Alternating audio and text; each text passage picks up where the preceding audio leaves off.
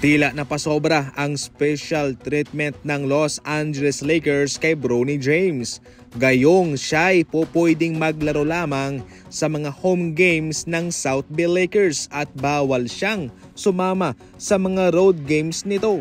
Kinumpirma mismo yan ni Brian Windhorst ng ESPN na hindi raw sasakay itong si Bronny James ng eroplano sa pag-uutos ng Lakers na dun lang siya sa kanilang mga home games maglalaro. Inamin mismo ni Brian Windhorst na umaandar na naman daw ang special treatment at nepotism kay Bronny James. Pero wala siyang pakialam dyan, ang sa kanya lang ay hindi daw maganda ang epekto nito kay Bronny James sapagkat kinakailangan niya ding maranasan yung mga ganyan para syempre masanay siya at magkaroon man lang ng improvement Dahil kung sakaling gaganyanin siya ng Lakers, tatratuing parang bata, nako, babalik din yan sa kanya. Ano ang komento ninyo dyan mga idol? I-comment lang. No Paolo Banchero, walang problema ngayon ang Orlando Magic. Kahit na sila'y nabawasan ng isang star player kay Paolo Banchero, itong kanilang isa pang manlalarong si Franz Wagner ay mala all-star naman ang kinakamadang numero sa ngayon. Siya ay nag-average ng 20 points, 5 rebounds, 4 assists, 1.5 steals per game.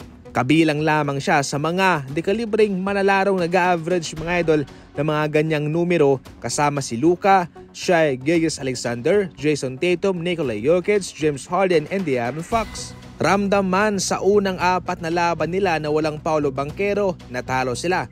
Pero ngayon mga idol, sunod-sunod na ang kanilang panalo.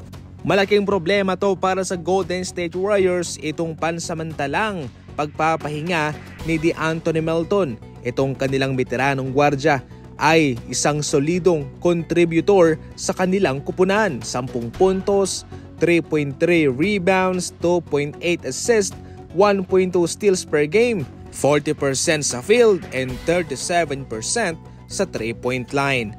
Malaking problema pero so far hindi ito tinik para sa Golden State sa kadahilanang marami naman silang baback up dito.